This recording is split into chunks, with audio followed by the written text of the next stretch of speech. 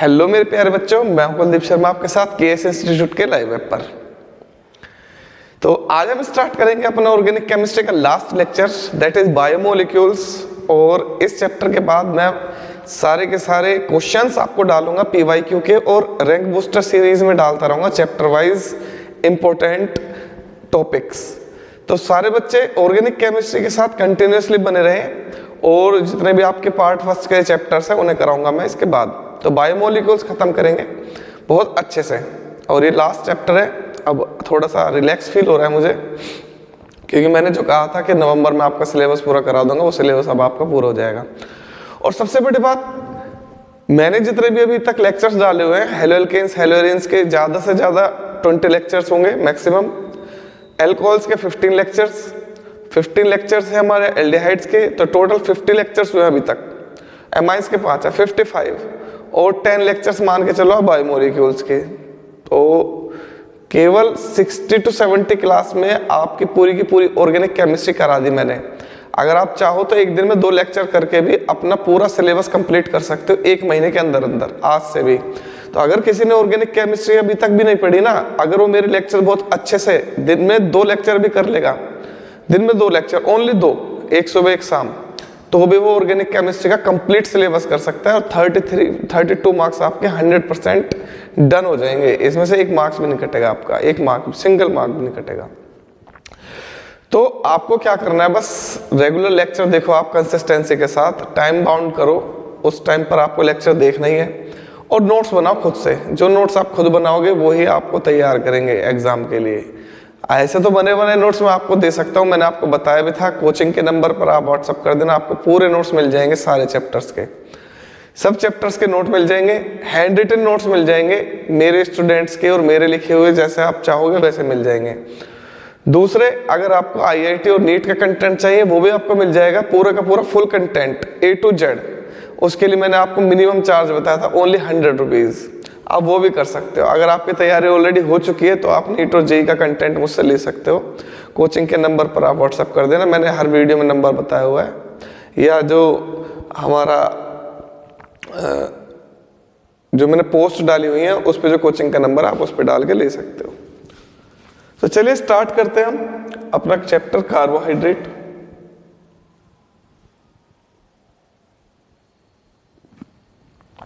तो सबसे पहले बात करते हैं हम बायोमोलिक्यूल्स। बायोमोलिक्यूल्स क्या है? तो मेरे प्यारे बच्चों, बायोमोलिक्यूल्स एक्चुअली में ये जो चैप्टर है ये एक ब्रांच है केमिस्ट्री के अंदर, उसे बोलते हैं बायोकेमिस्ट्री। और उसमें जो लिविंग थिंग्स हैं उनमें जो केमिकल रिएक्शंस वगैरह इन्वॉल्व होती हैं उनकी स्टडी करते हैं, ठीक है ना। तो the chemical reaction, the study of chemical reaction involve in living things, इसे बोलते हैं हम बायोकेमिस्ट्री। तो सिंपल, सबसे पहले first point,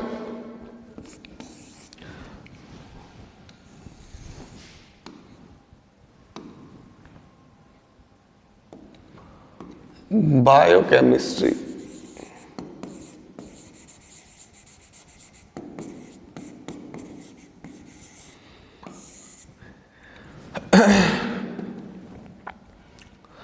It is the branch of chemistry. It is the branch of chemistry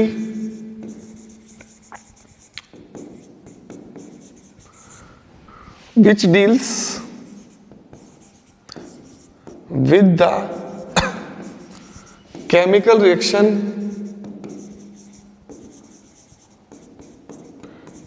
reactions involved in living organisms। तो living organism में जो केमिकल रिएक्शंस इन्वॉल्व हैं उनकी स्टडी जिस ब्रांच में करेंगे उसे बोलते हैं बायोकेमिस्ट्री। अब बायोमोलिक्यूल्स क्या है? तो अब जिन मॉलिक्यूल्स की स्टडी करेंगे वो बायोमोलिक्यूल्स हैं। बायोमोलिक्यूल्स, इस चैप्टर का नाम है बायोमोलिक्यूल्स। अब लिविंग ऑर्गेनिज्म में जो मॉलिक्यूल्स मिलेंगे उसे बोलते हैं biomolecules. So those molecules those molecules which are found in animals and plants. Animals and plants मतलब लिविंग ऑर्गेनिज्म। तो वो मॉलिक्यूल्स जो लिविंग ऑर्गेनिज्म में मिलते हैं उन्हें बोलते हैं biomolecules.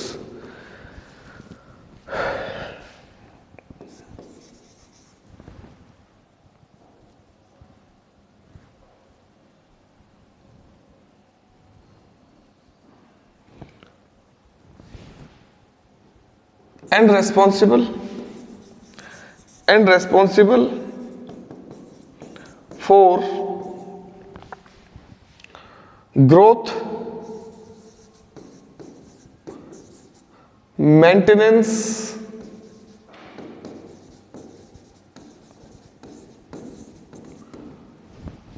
of the organism।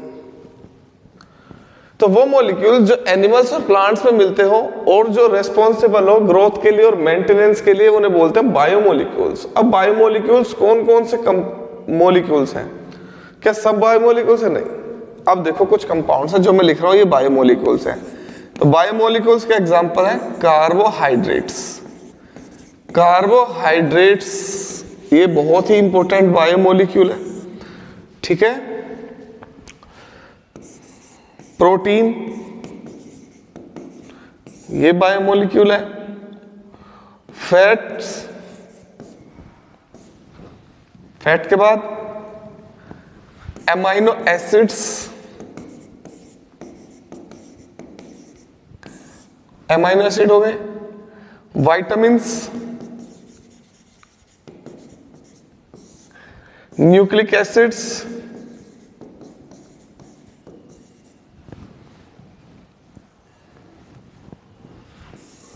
Hormones, enzymes etcetera, बहुत सारे होते हैं। तो ये कुछ इंपॉर्टेंट बायोमोलिक्यूल्स हैं जो हमारी बॉडी में मिलते हैं, मतलब एनिमल्स और प्लांट में मिलते हैं हमें, और हमारी बॉडी की ग्रोथ में और मेंटेनेंस में इनका बहुत ही ज्यादा इंपॉर्टेंट रोल है। Without these molecules life is not possible. In molecules के बिना पॉसिबल ही नहीं है कि हम सरवाइव कर सके, क्योंकि इनका सबका रोल है हमारी बॉडी के अंदर। जैसे कार्बोहाइड्रेट, कार्बोहाइड्रेट क्या काम करेगा? हमारी बॉडी को एनर्जी प्रोवाइड करेगा। प्लांट्स बनाते हैं carbohydrate during photosynthesis. Proteins, protein हमारी बॉडी में मसल्स की फॉर्मेशन करते हैं, ठीक है।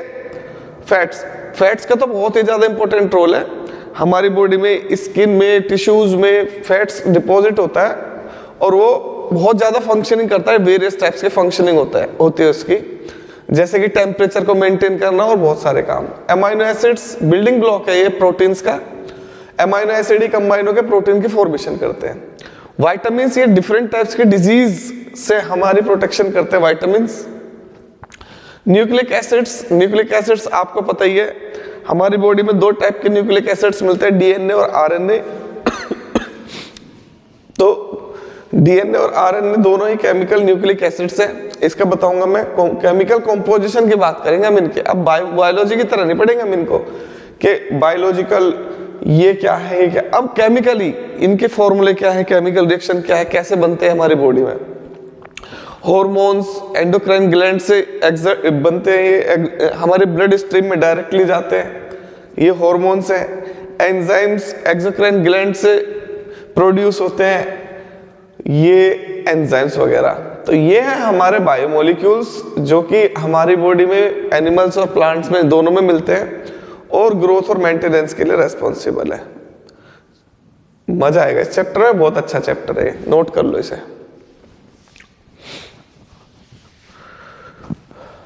तो मेरे प्यारे बच्चों ये चैप्टर काफी बड़ा चैप्टर है और इसमें थोड़ा सा टाइम लगेगा। तो इसमें मैं क्या करता हूं, इसको मैं डिफरेंट पार्ट्स में डिवाइड करूंगा जिससे कि आपको समझने में आसानी हो। अगर मैं मिक्स कर दूंगा तो प्रॉब्लम हो जाएगी।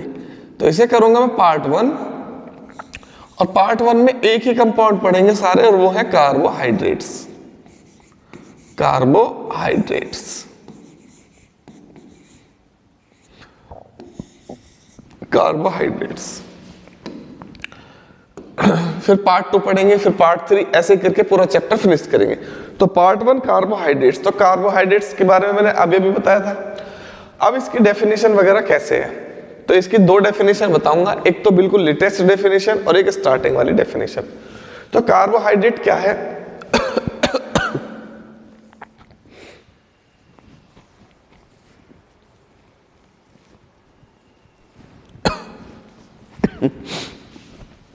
चलो बेटा, कार्बोहाइड्रेट क्या है? हमारी बॉडी के लिए फ्यूल है ये। जैसे कि बाइक के लिए पेट्रोल होता है ना, पेट्रोल फ्यूल की तरह काम करता है, वहां पर एनर्जी मिलती है ना पेट्रोल से बाइक को, बिल्कुल सेम कार्बोहाइड्रेट हमारी बॉडी के लिए फ्यूल है। तो इट प्रोवाइड्स एनर्जी, तो ये हमें एनर्जी प्रोवाइड करता है, ठीक है, कार्बोहाइड्रेट, ठीक है। इसके बिना तो पॉसिबल ही नहीं है हम कोई काम कर सके, कोई भी फिजिकल वर्क कर सके, कैसा भी। It plays very important role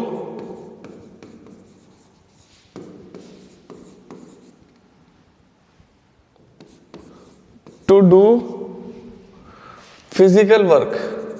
तो कोई भी फिजिकल वर्क या कोई भी फिजिकल एक्टिविटी करने के लिए हमें इसकी बहुत ही ज्यादा जरूरत होती है। अब ये कहां से मिलता है? So carbohydrates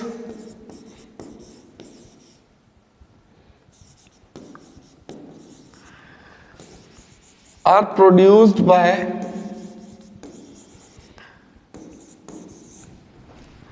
plants during photosynthesis।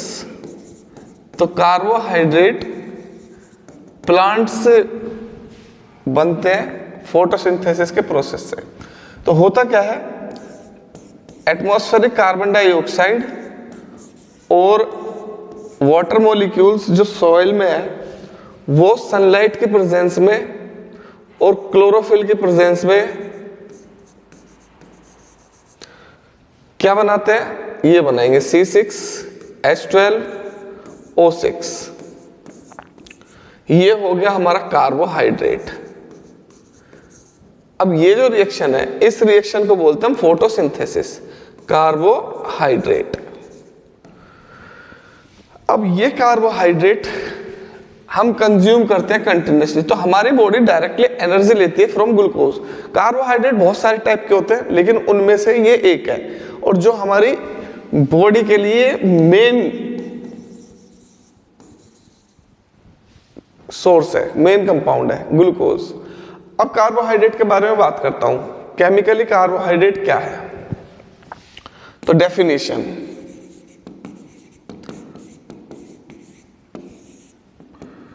तो the term carbohydrate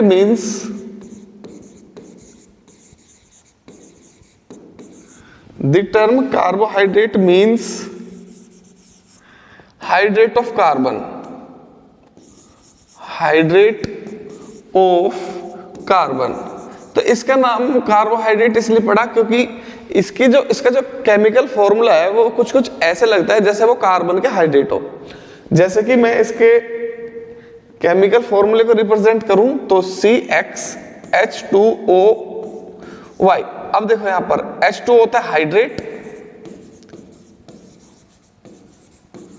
और ये आपका कार्बन। तो कार्बोहाइड्रेट कहां से बना? हाइड्रेट ऑफ कार्बन से। अगर मैं यहां पर x और y की वैल्यू पुट करूं तो इसका एक एग्जांपल बन जाएगा C6, x की वैल्यू 6 और y की वैल्यू 6 पुट करूंगा इसमें, तो ये बन जाएगा C6H12O6। तो ये कार्बोहाइड्रेट है ग्लूकोज। तो ज्यादातर जो कार्बोहाइड्रेट है वो इस फॉर्मूले से डिराइव्ड हुए हैं, इस फॉर्मूले को फॉलो करते हैं, और ये फॉर्मूला है similar to hydrate of carbon, तो इसलिए इन कंपाउंड्स को बोला गया कार्बोहाइड्रेट। बट एक्चुअली में कार्बन कभी भी हाइड्रेट्स बनाता नहीं है, ये कार्बन के हाइड्रेट नहीं है, इनकी बॉन्डिंग डिफरेंट टाइप्स की होती है। ये केवल एक कोइंसिडेंट है कि ये फॉर्मूला H2O का बना, लेकिन ऐसा नहीं है कि इसके अंदर वाटर मॉलिक्यूल्स अवेलेबल है, बिल्कुल भी नहीं है ऐसा। हाँ, ऑक्सीजन, हाइड्रोजन और कार्बन तो है, लेकिन बिल्कुल भी ऐसा नहीं है कि यहाँ पर हाइड्रेट्स होते हैं। तो यहाँ वाटर मॉलिक्यूल से कोई लेना देना नहीं है कार्बोहाइड्रेट्स का, लेकिन इनिशियली ये डेफिनेशन दी गई तो इसलिए यही नाम चल रहा है इसका। तो इसकी जो करेक्ट डेफिनेशन है वो ये नहीं है कि हाइड्रेट ऑफ कार्बन, अब इसकी करेक्ट डेफिनेशन ये बनेगी। अब आप ये लिखोगे हमेशा डेफिनेशन नंबर 2 या न्यू डेफिनेशन करके लिख लो। तो पता है क्या ऑब्जर्व किया गया कि साइंटिस्ट ने कि कार्बोहाइड्रेट्स के अंदर 2 फंक्शनल ग्रुप होते हैं हमेशा। एक तो होता है OH फंक्शनल ग्रुप, इसे बोलते हैं हम हाइड्रोक्सी, और दूसरा होता है CO, इसे बोलते हैं हम कार्बोनाइल। और कार्बोनाइल भी 2 होते हैं, एक तो होता है एल्डिहाइड और दूसरा होता है कीटोन। तो इन्हीं फंक्शनल ग्रुप के बेस्ड पर इसकी डेफिनेशन बनाई है। तो देखो भाई, सबसे पहले कार्बोहाइड्रेट में कौन कौन से फंक्शनल ग्रुप है, ये दोनों, और इसमें कार्बोनाइल में एल्डिहाइड एंड कीटोन। तो आप बोलोगे कार्बोहाइड्रेट आर दोज, या कार्बोहाइड्रेट्स आर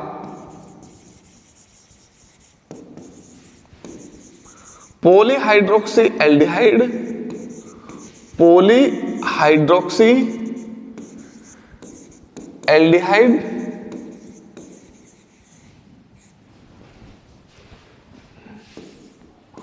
और polyhydroxy ketone.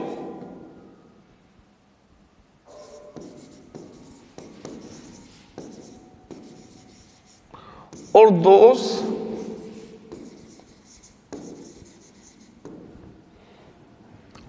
those which gives these on hydrolysis।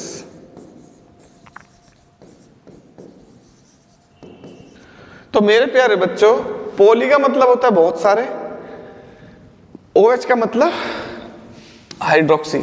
तो जब मैनी OH ग्रुप हो प्लस साथ में एल्डिहाइड हो, या मैनी OH ग्रुप हो प्लस साथ में कीटोन हो, तो ऐसे कंपाउंड को बोलते हैं हम कार्बोहाइड्रेट। तो अब आपसे कोई डेफिनेशन पूछ ले कार्बोहाइड्रेट क्या है, तो आप बेटा बोलोगे कार्बोहाइड्रेट्स आर, मैनी का मतलब पोली, पॉलीहाइड्रोक्सी एल्डिहाइड, और अगर वो पॉलीहाइड्रोक्सी एल्डिहाइड नहीं है तो फिर वो होगा पॉलीहाइड्रोक्सी कीटोन। या तो वो पॉलीहाइड्रोक्सी एल्डिहाइड होगा या पॉलीहाइड्रोक्सी कीटोन होगा, या जो हाइड्रोलाइसिस करने के बाद पॉलीहाइड्रोक्सी एल्डिहाइड या पॉलीहाइड्रोक्सी कीटोन बना दे, या कंपाउंड जो हाइड्रोलाइसिस करने के बाद ये बना दे पॉलीहाइड्रोक्सी एल्डिहाइड या पॉलीहाइड्रोक्सी कीटोन। तो देखो ये तो कार्बोहाइड्रेट है ही, लेकिन वो कंपाउंड भी जो हाइड्रोलाइसिस करने के बाद इन कंपाउंड में कन्वर्ट हो जाएंगे, वो भी क्या है, कार्बोहाइड्रेट। कार्बोहाइड्रेट, ठीक है। अब देखो, जैसे मैं आपको बहुत अच्छा एग्जांपल बता रहा हूं, ग्लूकोज। अगर आपसे कोई पूछे ग्लूकोज क्या है, तो ग्लूकोज कार्बोहाइड्रेट है। क्यों? क्योंकि ग्लूकोज है पॉलीहाइड्रोक्सी एल्डिहाइड, क्योंकि ग्लूकोज के अंदर बहुत सारे OH होते हैं और एल्डिहाइड ग्रुप होता है, ठीक है। अगर मैं आपको इसकी स्ट्रक्चर दिखाऊं तो ये है CHO, CHOH, CHOH, CHOH, CHOH and CH2OH। देखो ये ग्लूकोज है। अब इसको ध्यान से देखो, एल्डिहाइड ग्रुप ये रहा, OH OH OH OH OH, 5 OH group है इसमें, और साथ में है एल्डिहाइड, तो ये क्या हुआ, कार्बोहाइड्रेट। तो कार्बोहाइड्रेट वो है जो पॉलीहाइड्रोक्सी एल्डिहाइड है, ये पॉलीहाइड्रोक्सी कीटोन है, या जो हाइड्रोलाइसिस करने के बाद इन्हें बना देगा वो भी कार्बोहाइड्रेट। अब जैसे ये देखो सुक्रोज C12H22O11, ये पॉलीहाइड्रोक्सी एल्डिहाइड नहीं है, लेकिन अगर तुम इसका हाइड्रोलाइसिस करा दोगे तो ग्लूकोज बनेगा जो कि पॉलीहाइड्रोक्सी एल्डिहाइड है, पॉलीहाइड्रोक्सी कीटोन भी बनेगा अगर, तो ये भी क्या हुआ, कार्बोहाइड्रेट। कार्बोहाइड्रेट तो याद रखना कार्बोहाइड्रेट क्या है, कार्बोहाइड्रेट वो है जिसमें OH फंक्शनल ग्रुप हो, साथ में एल्डिहाइड हो, या OH फंक्शनल ग्रुप हो साथ में कीटोन हो, और OH ग्रुप होते हैं कई सारे। तो कार्बोहाइड्रेट्स आर पॉलीहाइड्रोक्सी एल्डिहाइड और पॉलीहाइड्रोक्सी कीटोन, या carbohydrates are those which gives polyhydroxy aldehyde और पॉलीहाइड्रोक्सी कीटोन ऑन हाइड्रोलाइसिस। तो ये डेफिनेशन थोड़ी सी और सिंपली करके मैं आपको समझा सकता हूं। Carbohydrates are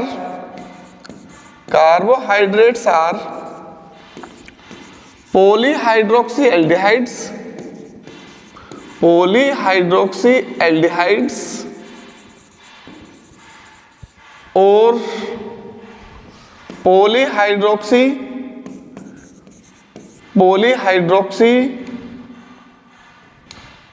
polyhydroxy ketones, or those compounds which gives polyhydroxy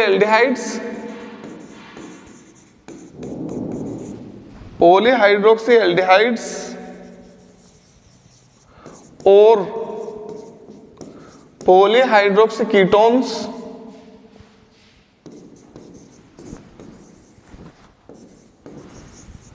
on hydrolysis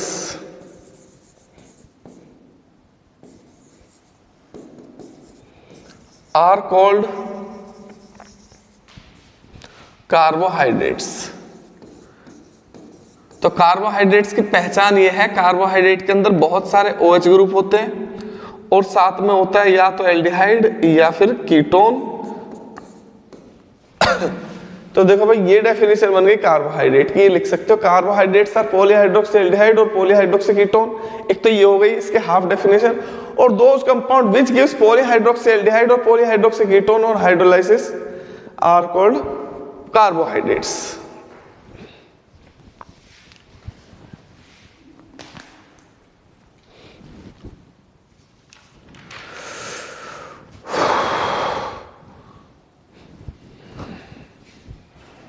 चलो बेटा, अब ये हो गया आपका कार्बोहाइड्रेट। अब हम करेंगे बहुत ही इंपॉर्टेंट टॉपिक इसी का ही, classification of carbohydrates.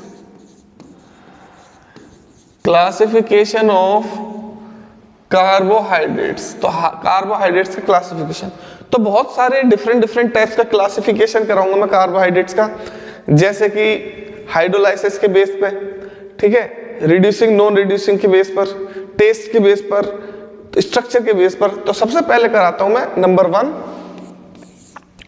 Classification based upon the hydrolysis, based upon the hydrolysis. तो हाइड्रोलाइसिस के बेस पर करेंगे हम क्लासिफिकेशन, ठीक है बेटा। तो सबसे पहले नंबर 1 कौन कौन से होते हैं ये, पहले को बोलते हैं मोनोसैकेराइड्स।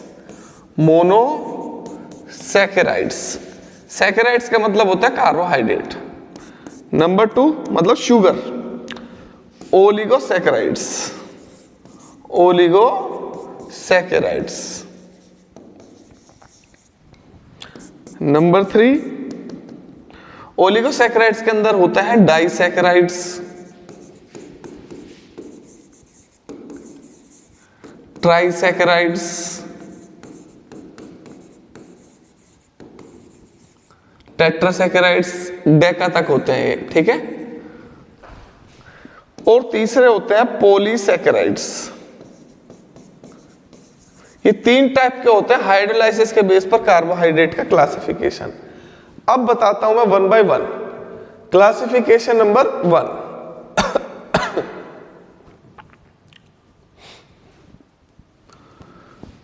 तुझे सोचता हूं मैं शाम सुबह, इससे ज्यादा तुझे और चाहूं तो क्या, तेरे ही ख्यालों में डूबा रहा,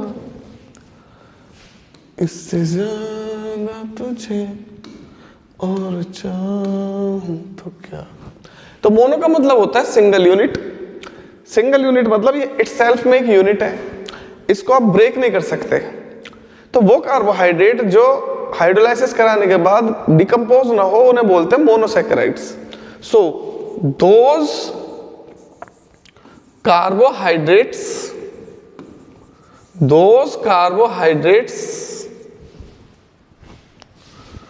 which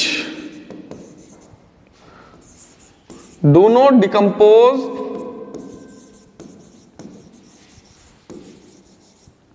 on hydrolysis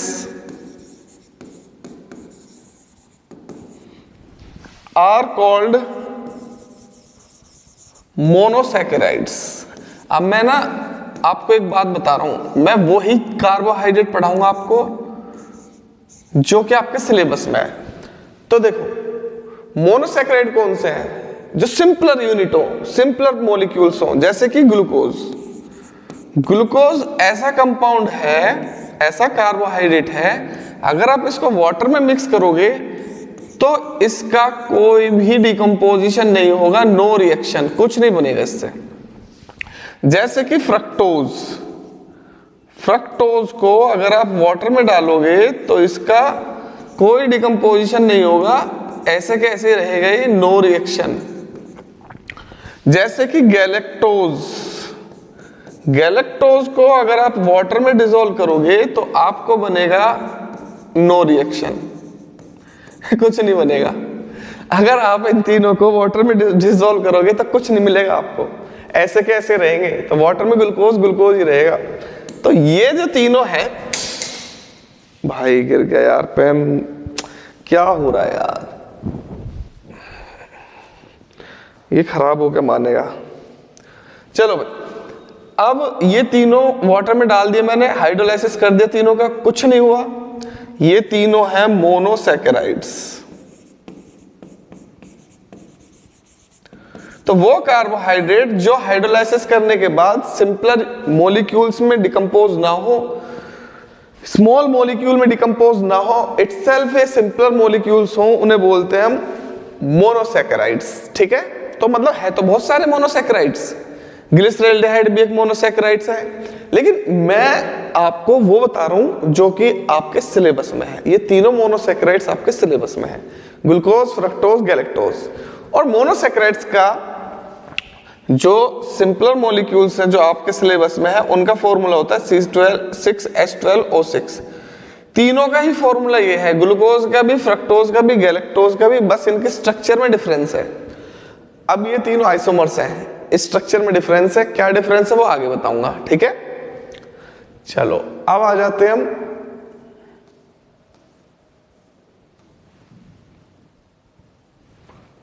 number 2, oligo सैकेराइड्स।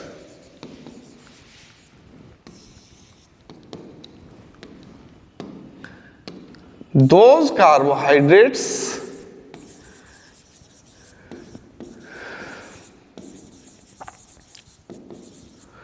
which gives 2 to 10, 2 से लेके 10 तक मोनोसैकेराइड मॉलिक्यूल्स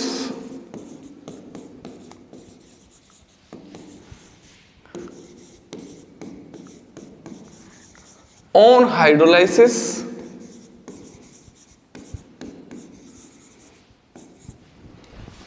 are called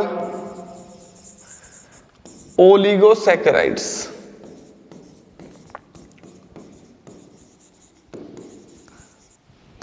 तो वो कार्बोहाइड्रेट्स जो 2 से लेके 10 तक, तो इसके अंदर 9 तरीके के कंपाउंड हो गए, 9 क्लास हो जाएंगे इसके अंदर। मोनोसैकेराइड तो हो गए बिल्कुल सिंपलर, जो डिकम्पोज ना हो। अब ये जो डिकम्पोज होने के बाद 2 से 10 तक मोनोसैकेराइड मॉलिक्यूल्स बनाएंगे, उन्हें बोलेंगे ओलिगोसैकेराइड्स।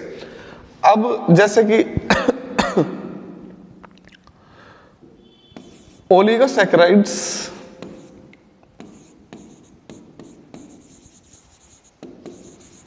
further classified as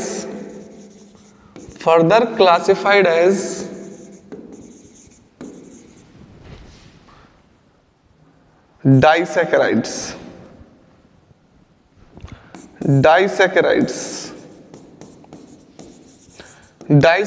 होते हैं ओलिगोसैकेराइड्स, ट्राइसैकेराइड्स होते हैं ओलिगोसैकेराइड्स, टेट्रासैकेराइड्स होते हैं ओलिगोसैकेराइड्स, पेंटासैकेराइड्स होते हैं, हेक्सासैकेराइड्स होते हैं, हेप्टा होते हैं, डेकासैकेराइड्स तक 10 तक होते हैं। तो 2 से स्टार्ट होते हैं, ये 10 तक होते हैं। अब जैसे देखो ये कंपाउंड है C12H22O11, इस कंपाउंड का नाम है सुक्रोज। अगर मैं इसका हाइड्रोलाइसिस कर देता हूं कैटलिस्ट HCl की प्रेजेंस में, तो ये डिकम्पोज हो जाता है C6H12O6 प्लस C6H12O6। तो ये जो बना, ये बना ग्लूकोज और ये बना फ्रक्टोज। अब मुझे बस ये बताओ कि ये मोनोसैकेराइड है या कुछ और है? ये है मोनोसैकेराइड। ये क्या है? Fructose, monosaccharide. अभी तो बताए थे मोनोसैकेराइड कौन कौन से हैं? ग्लूकोज, फ्रक्टोज, गैलेक्टोज, तीनों मोनोसैकेराइड है। तो वो मॉलिक्यूल जो डिकम्पोज हाइड्रोलाइसिस करने के बाद डिकम्पोज हो जाए और 2 मोनोसैकेराइड बनाएंगे। तो जब 2 मोनोसैकेराइड बना रहे हैं ये, तो ये हो गया डाइसैकेराइड। और डाइसैकेराइड है तो इसका मतलब डाइसैकेराइड कौन से होते हैं? ओलिगोसैकेराइड। तो ये क्या हुआ? ओलिगोसैकेराइड। ओलिगो का मतलब होता है मैनी, मोनो का मतलब होता है एक। तो ओलिगो के अंदर 2 से लेके 10 तक 9 कंपाउंड्स होते हैं, तो इसलिए इसको बोलते हैं ओलिगोसैकेराइड। ओलिगो का मतलब होता है कुछ। तो यह है सुक्रोज। अब ग्लूकोज और फ्रक्टोज बना दिया, तो ये हो गया आपके सिलेबस का इंपॉर्टेंट डाइसैकेराइड। और हमारे सिलेबस में ओलिगोसैकेराइड के अंदर बस हमें पढ़ना है ये। अगर मैं आपसे कहूं हमें क्या पढ़ना है, तो हमें पढ़ना है ओनली डाइसैकेराइड। हमारे सिलेबस में बस डाइसैकेराइड है, ट्राई टेट्रा वेट्रा कुछ नहीं है, ओनली डाइसैकेराइड है। तो डाइसैकेराइड में मैंने एक तो बता दिया आपको, कौन सा बताया मैंने आपको? सुक्रोज। एक होता है C12H22O11, ये भी डाइसैकेराइड है और इसका नाम है माल्टोज। अगर इसका मैं हाइड्रोलाइसिस कर देता हूं तो ये भी 2 यूनिट बनाता है। एक का नाम है C6H12O6 ग्लूकोज और दूसरे का नाम है C6H12O6, ये भी ग्लूकोज है। तो इसने 2 ग्लूकोज के मॉलिक्यूल्स बना दिए। इसका मतलब ये भी क्या हुआ? डाइसैकेराइड। तो डाइसैकेराइड का दूसरा एग्जांपल है। आपके सिलेबस में एक और डाइसैकेराइड है C12H22O11, इसका नाम पता है क्या है? इसका नाम है लैक्टोज। इसका हाइड्रोलाइसिस कर दोगे तो एक तो बन जाएगा इससे ग्लूकोज,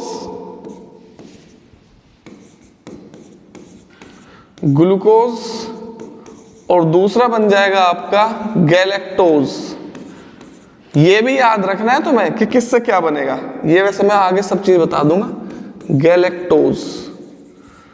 तो देखो अब आपके सिलेबस में कौन कौन से डाइसैकेराइड है? एक तो है सुक्रोज, हाइड्रोलाइसिस करने के बाद ग्लूकोज और फ्रक्टोज बनाएगा। दूसरा है माल्टोज, हाइड्रोलाइसिस के करने के बाद ग्लूकोज और ग्लूकोज बनाएगा।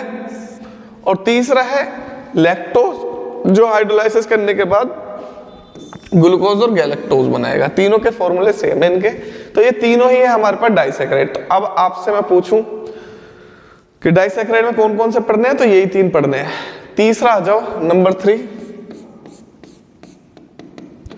पॉलीसैकेराइड्स। पॉलीसैकेराइड्स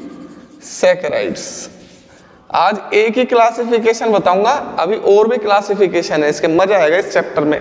मतलब आप खुद ही फील करोगे चेंज, डिफरेंस फील करोगे। आपने कभी भी नहीं पढ़ी होगी ऐसी कार्बोहाइड्रेट, ठीक है ना। तो those carbohydrates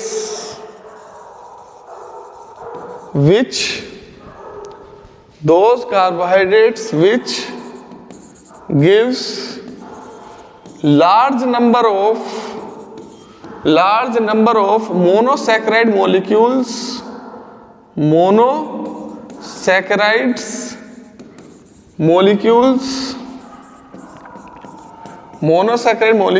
on hydrolysis are called polysaccharides. तो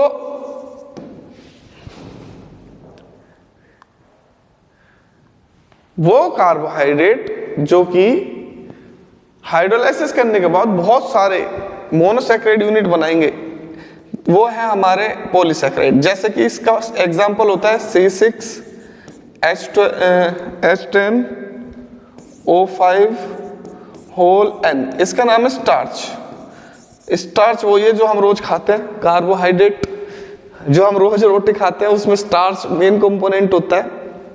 वेजिटेबल्स में स्टार्च होता है, हालांकि वेजिटेबल्स तो बहुत सारे डिफरेंट बायोमोलिक्यूल्स का सोर्स है, उसमें विटामिन्स भी होते हैं उसमें, और आपके ग्लूकोज भी होता है, कार्बोहाइड्रेट्स भी होते हैं, विटामिन्स भी होते हैं, प्रोटीन्स भी होते हैं, सब कुछ होता है ऑलमोस्ट। स्टार्च इसका कर दो हाइड्रोलाइसिस, तो स्टार्च का जब हाइड्रोलाइसिस करूंगा तो ये बन जाएगा n molecules of C6H12O6। n की वैल्यू होते हैं बहुत ज्यादा, जैसे मान लो n की वैल्यू 1000 हो गई तो 1000 मोलिक्यूल्स बन जाएंगे ग्लूकोज के।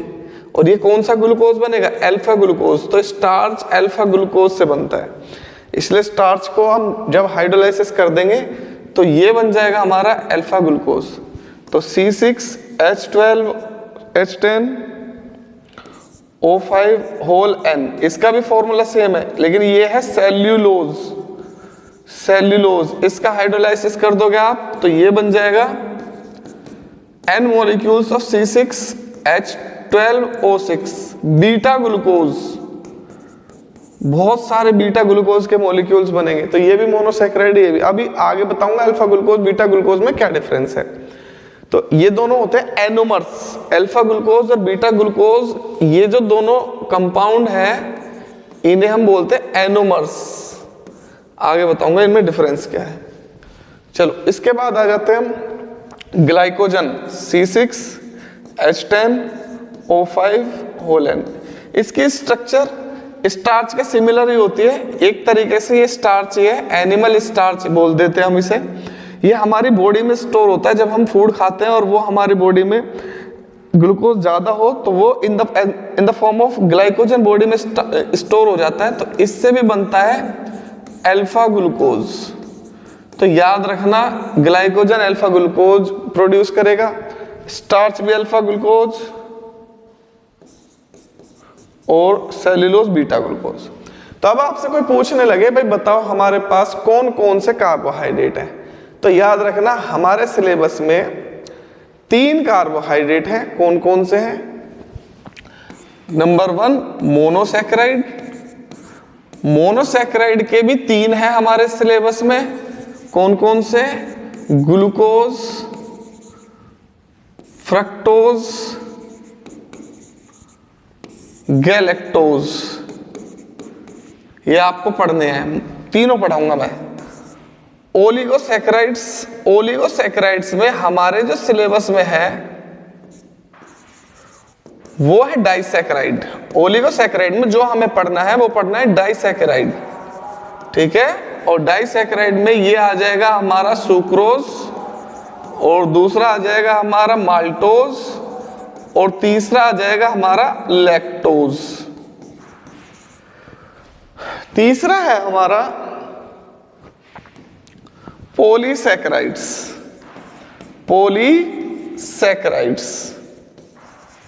तो पॉलीसैकेराइड्स में हमारे सिलेबस में 3 है, स्टार्च, सेल्यूलोज, ग्लाइकोजन।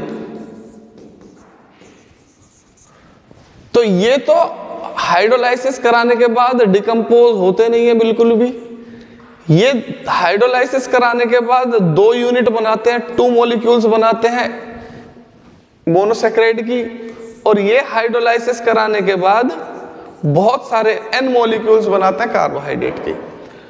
अब एक बात और, इन तीनों के फॉर्मूले सबके ये है C6H12O6, इन तीनों के सबके फॉर्मूले है C12H22O11, तीनों के।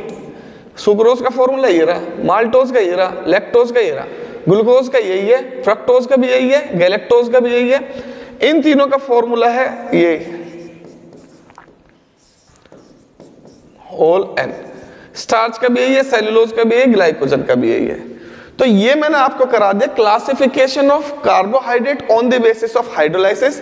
मेरे प्यारे बच्चों, नेक्स्ट क्लास में क्लासिफिकेशन कराऊंगा on the basis of test, on the basis of reducing and non-reducing property and classification of monosaccharide। तो अभी क्लासिफिकेशन कंप्लीट नहीं हुआ है, नेक्स्ट क्लास में करेंगे हम क्लासिफिकेशन जो फर्दर इसका होगा, और उसके बाद कराऊंगा मैं 1 by 1 इनके कंपाउंड्स के प्रिपरेशन, स्ट्रक्चर वगैरह। तो आज की क्लास को इतने रखते हैं प्यारे बच्चों, मिलते हैं नेक्स्ट क्लास में। Thank you so much, God bless you all.